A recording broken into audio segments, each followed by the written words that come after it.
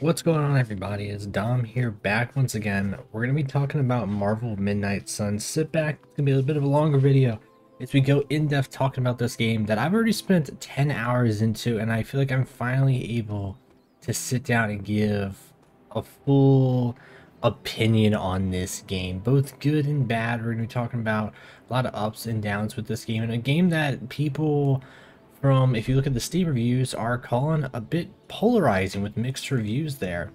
Now, I will just start off and say, I think for the most part, it's a pretty damn good game, actually. I enjoy it. Now, for a $60 or $70 product, depending on where you pick it up, or even more, you know, region-based, you know, maybe the pacing in the first hour or two, actually, I would say, is extremely slow, you know, getting into it. And the look of this game and what you actually get for combat in the gameplay is probably two different things. I like to say there's the world within the missions, and then there's the world outside. So this is the world outside the missions when you're in this place here known as the Abbey, and you're going around talking to the different heroes, you're training them. There's a ton of stuff to do just in this area here. So you got Spider-Man training, you got Nico training, they're doing their things. And what you'll come to realize about this game is that it's a game of things to do. You don't necessarily have to do them, but the more things you do, the better. It's probably going to make your time a lot easier when you're in the missions if you do the stuff outside the missions. And you will get a lot of pop-ups here and there. I actually don't have any on the top left jumping in here, but usually as soon as you wake up, and this game does have a day and night cycle, I'll say that it's very much you go throughout your day, you do your little hero thing, talk to your buddies, upgrade your stuff, go on a mission, you deal with the nighttime stuff. Like I said, very much a game of stuff. So as I'm walking around here, people are doing their own thing. So like Captain America here, he's not always going to be chilling there. And now's a great time to actually point out, if we go up to him, I grab this credit real quick, and the hero essence. Also, that's a bunch of things. There's a ton of different mechanics when it comes to resources. And it can be a little confusing sometimes, as you'll need just stuff everywhere. But if we go up to him and invite to Haven, see that there's actually a friendship. So as you become friends with these heroes, and you have different options, and there's a light side point and dark side points as you kind of adapt your hero here, you know, give you different bonuses in battle, which is nice. She did custodial work at Avengers Tower. They say she'll make a full recovery. She was there when Hydra attacked? Yep. The ceiling collapsed before her EPS could fully activate. She had some broken bones in her legs. I worried her injuries might be permanent. So yeah, now there's a ton of different options here, and depending which one we pick will depend how he reacts, and may give us a positive or negative reaction to the friendship level with, you know, Captain America here. No need to praise me for something anyone would do. Then allow me to appreciate your thoughtful nature. All right. See, I got +4 friendship there. Tower is a target. Anyone who works there knows the risks. The least I can do is give them the time of day. I'm not the kind of person who does the least of anything. Alright, and at the end here, we can give him a gift if we want to. If we give this to him, we'll get even more friendship experience. On the right hand side, you can see that we've actually leveled up our friendship with him, giving us new outfits, both for our character and his character, I believe. Let me check. And what I mean by that is, you see how he's chilling in like his normal Steve Rogers outfit, is that, and this is really cool, everybody's just, they got their own really in-depth customization, not, you know, changing individual items like from head to toe, but more in terms of like the costumes. So, you know, Doctor Strange here, he has his outfit where he's just chilling. You can even change it on the daily if you wanted to. He's got swimsuit apparel. There's actually more of these that as you play, they unlock more. So even though it shows there's only 3, you know, I started off with only 3 with my character. I think now there's like 15 different outfits showing up now. And of course there's ones you can buy. There's DLC. We'll get into that mess, in my opinion. I feel like that's one of the kind of more controversial takes and negative takes on this game is the handling of the DLC on a single player game like this. But we'll get to that in a second. So more onto this side of the RPG aspect of balancing friendships and customizing your character. You know, like I said, there's a ton of different stuff going on here, and you might be wondering what's book club, what's emo kids. Well, everybody is kind of doing their own thing, and because of that, they've formed little groups here. So you might have a book club with heroes. The emo kids are like the magic people. You got shop class with all the tech people, and you could just go and hang out with them and get better friendship with those characters that you're more likely to bond over the same things and also the same you know, like techie people are going to be able to go and have better synergy in battle. So it's really cool in that area there. As you can see, I just picked up a common gift. As you kind of roam around and explore the island here, you'll be able to pick up, and also, you know, I can inspect this. I can actually remove this painting, move to someone else's room if I want to, which is interesting that I actually have to pay points to do that, gloss points. Not big fan of that in particular, because you don't get these points as much as I would like in particular. Like I said, 10 hours into the game, I feel like I'm barely scratching the surface of this game. And yeah, I feel like the people who've played the first 2 hours are probably going to have a bit more of a negative, slower take on it. Which, if you get through the initial slog of the first 2 hours, I think you're going to see how much you'll really enjoy this game. But let's talk about the actual gameplay, fighting mechanics. That's what we came here. We didn't come here for, as my buddy would call it, this looks like the Marvel dating sim. You know, how much of a best friend buddy could I get with Blade over here, inviting him to havens and giving him gifts and stuff like that. Let's get to the actual mission portion here and see how this plays compared to other games like Marvel Avengers or even Guardians of the Galaxy. I think that's what people are comparing those two games to.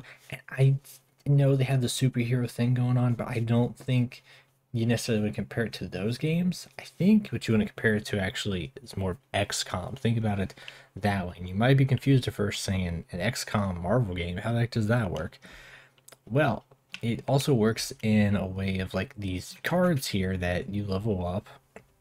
And so it is a card game, an XCOM style game, which isn't for everyone. You know, you have to be more into RPGs and more of a strategy game than more of like a run and gun style game here. So let's go pick a mission here in New York City, and let's go something simple. We'll go and we'll just protect the Hydra device, get this intel cache here, which is an item I do need to pick up more of for our buddy Doctor Strange. Give me some more stuff there, and you can see I have a challenge, play 3 attack abilities, get an arcane key, and let's hit continue. Here we can pick our characters, and I think it's best we'll show off my character here, and he's actually going to get a bonus here. Now what can be annoying is you see I've used Captain America so much, he's actually injured. He's vulnerable for 1 turn. If we did use him, you can still use him while they're injured, but you're gonna get some debuffs. So I think we used Spidey. And as you can see, his outfit, you might be wondering what's going on there. Like I said, you have different outfits here, and you can even change the color, you know. So let's go here to Spider-Man. Also, fun, here's something weird, by the way. If we look at Spider-Man, I know the joke is he's a generic white boy, but I think he's actually the blandest of all the superheroes. And it's not really much of a spoiler. I'm not talking much about the story spoilers. I highly recommend going in and seeing the story for yourself, so I won't spoil anything there, but I think it's actually a pretty darn good story. Yeah, all the characters and like their designs for the most part outside their costumes, even the costumes themselves too, you know, are pretty good. But Spider-Man, I feel like, is the one that's like, he's a little too generic, but they'll have personality, which is nice. So it makes up for it there that you get the Spidey personality, the quirky, nerdy dude, but he's you know, a little bit more experienced. So let's jump in here and like I said, I'm gonna pick my character. We're gonna pick Spidey, and let's get into the gameplay aspect here. Let's get to New York City, and we get a cool little intro before they go battling it out here. All right, here we are. There is the Hydra device we have to protect. Hydra has been running some kind of field tests in the area, and that device is the key.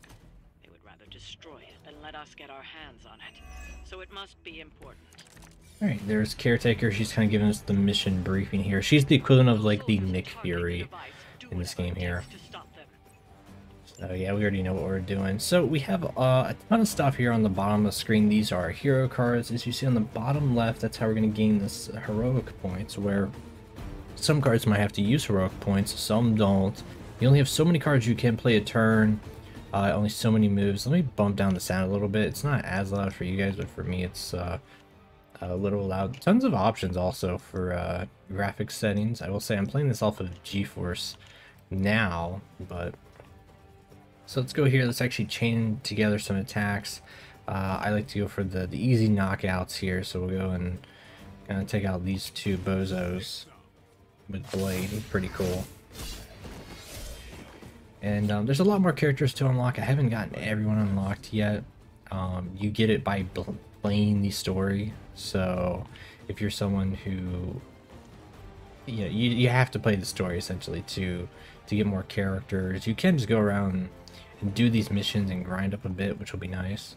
But ooh, do I want to do this to instant kill this guy? Almost, he's not even gonna die from that, but he's, let's take out the shield guy, because the shield guys are typically, them and the snipers tend to be like one of the hardest people to kill.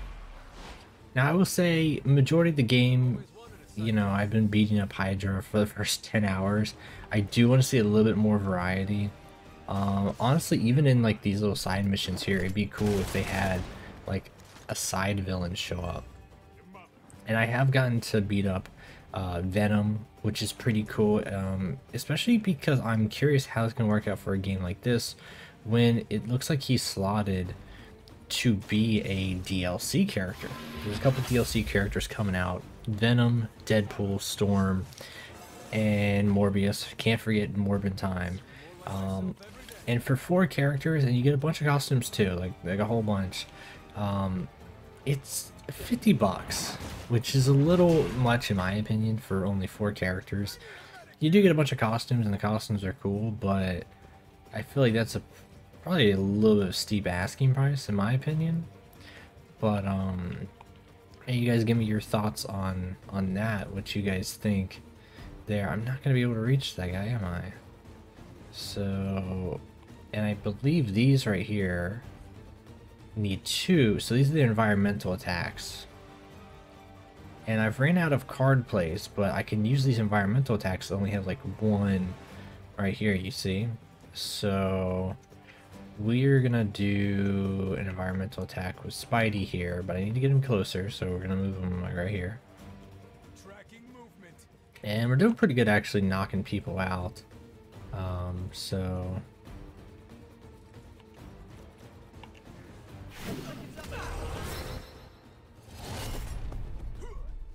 So gameplay, combat, everything feels pretty smooth. Like I said, this is a turn-based game. It's RPG, it's XCOM style. So immediately you might get the feeling and thought that this is like a different style game. This is, you know, shooter, more combat, action heavy, like the prior, you know, Guardians of the Galaxy and Marvel Avengers.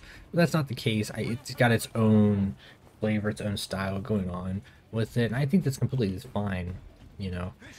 So let's see what we got going on here. I don't have any more like chain attacks. This device was beat up. Chain attacks, chain attacks.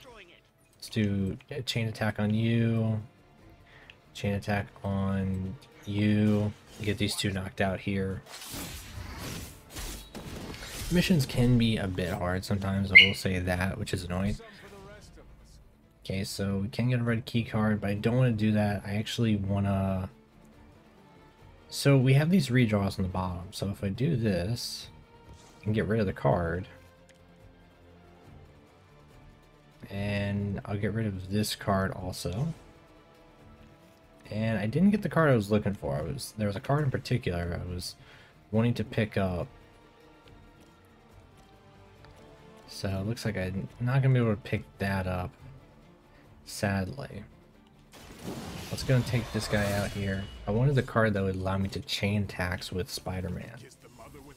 The full force environmental attacks deal increased damage and cost 1 heroism for 2 turns. That's pretty nice, especially because, you know, some of these right here. One. I can pretty much go for the knockback also, though. I wonder if I can knock back this guy into this guy. Yeah, I think it's better just to go with the full force. And that thing is pretty damaged. So, and that guy might be going after our little Hydra device here. So let's go throw this at a guy over here. I can't kill that guy. And he's not even in range, it looks like. He's just barely out of range. So I'll take care of this guy who's going for Spidey.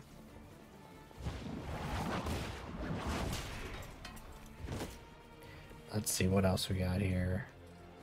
Can't do anything with you, can't do anything with you, so that's pretty much it for my turn, it looks like. Because everybody's just, yeah, just not in range yet. So we got to worry about these 3 guys and what they're gonna do.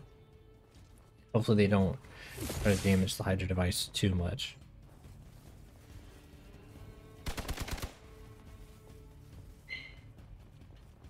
No, don't shoot it. Oh my, 28 damage. It's really roughed up there. More reinforcements. Alright, Spider-Man only getting bind, and I don't need that.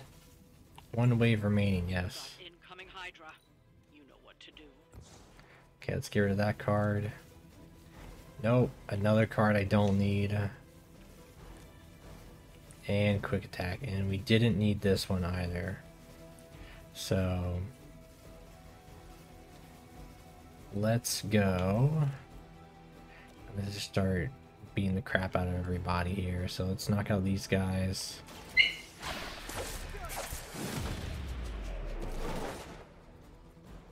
Yeah, it looks like we're not gonna have a chain attack here. We did get a card play refunded, which is really nice. So we got 82. I wonder if, so I can slide this into somebody. So if I go Spider-Man and I go sliding this, oh, just barely, not even gonna be able to get them both. All right, Spidey, I'm gonna need you to go kind of this way, hopefully.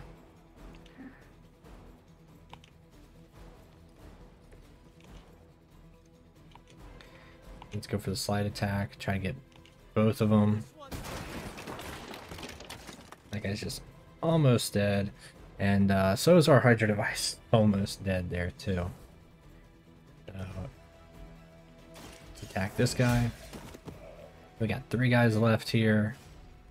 I do want to get the red key card. I kind of want to be a little selfish and get the red key card. So, but we should probably worry about these guys first. Okay, we did get a card play refunded, which means that we are safe to go get the red key card now. And these little chests that are scattered around here, the kind of risk versus reward, where you can open them up and they can give you more stuff like attack essence, which is going to be good whenever we need to go and you know, upgrade some points there and some abilities. So, and I can bind a guy, and I think I'll end up binding this guy in particular, because he's going to be a problem if he goes after our he's going to be a problem if he goes after our little device here. So this guy is going to go and attack Blade, I believe. So, and Blade's okay. He's chilling. So, all right, more reinforcements are incoming. That guy's gonna get out of his bind. And did I get the ability? I did. Chain strike. So this is if a target will be KO'd, chain up to a max of 4 people. Pretty powerful attack here. I'm just gonna rip through all these guys here. And that's it. Yeah, one guy left to do complete overkill here. Go Spider-Man. You can see this is where it really pays off to play all of the game. You know, if you're gonna be going in this, max out, start going crazy, caring about your friendships, caring about upgrading your abilities. You can't just grind through, just do the story or do side, do whatever you want, essentially just side missions, you know. But the more involved you get with each character, and I'll say this too because there are missions, as you see, where I needed to have Blade on my team.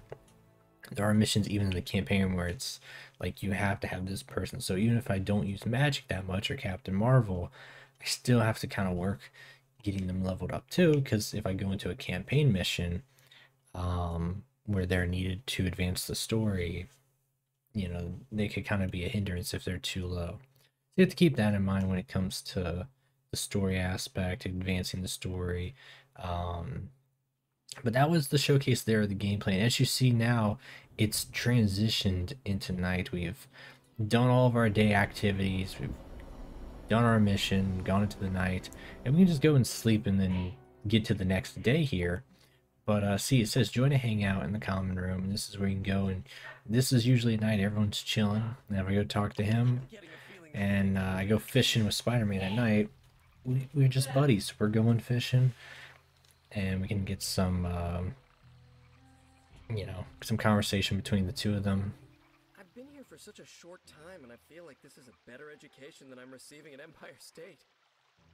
You attend school? Yeah, grad school. But I meant all the superhero stuff. Before this, I've had to figure out everything on my own. Here, I have access to 2 whole superhero teams, each with their own way of doing things. It's eye-opening. You are used to working solo. It shows. Oh, thanks, Blade. Where did your shades go? Like, my point is that I don't know how to do this with others. I used to train with a heavy bag in an abandoned loft. Now Captain freaking Marvel asks if I want to spar. After she kicks my butt across the yard, Blade gives me pointers. So what's your preference? I heard you spent much of your life working solo. Is the team cramping your style? I cannot expect the team to always be there, but I need to support them when they are around. See, that's what I'm trying to do. Shore up the team when they need it, and do my own thing when they don't. You want to figure it out together? Let me know the next time you train. Sounds good. Great. Just not an hour before dawn.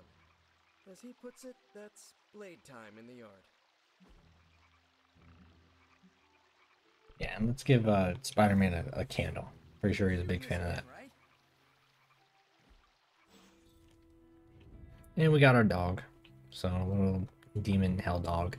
So, yeah, I can show the profile here. Very extensive. Even tells you like how, you know, to best utilize them and play as them. A tactical report, which is really cool and in-depth. And I believe I just got, I think it was this one. Is that it? The long sleeve members only? Might have been it. Might have been something else. But like I said, tons of new outfits. When you first go in here, you actually see, you're like, oh, there's not that much. But then this this really starts expanding. So it's interesting they don't give you everything to see what you can unlock at first. You kind of just go on and discover it. And I think maybe those are kind of better in terms of like gameplay mechanics too, is, you know, not overwhelming you too much, because this game can honestly get a little overwhelming if you're thrown with all these little different mechanics to look at. Especially for someone who doesn't play no RPG games, and you're transferring from, you know, Marvel Avengers and Guardians of the Galaxy to this game, you still want to play in that Marvel realm of heroes. This is a whole different breed maybe for some people, and I haven't even touched all the craziness on the research you can see and texting superheroes to meet up with them. So it's a game of stuff, and the more stuff you can do, the more fun and craziness. And I think the best way to kind of wrap off this video is for my character to go to sleep and to show you that no matter what you do at the end of the day, no matter if you went and you did missions or you hung out with people, or you just explored the island, you know, tomorrow is a new day and there's going to be a whole new set of things. As you can see, I got invited to shop class, I got invited to book club, I got a text message, I got stuff to decrypt and open, and I don't have to do that, or I can do that.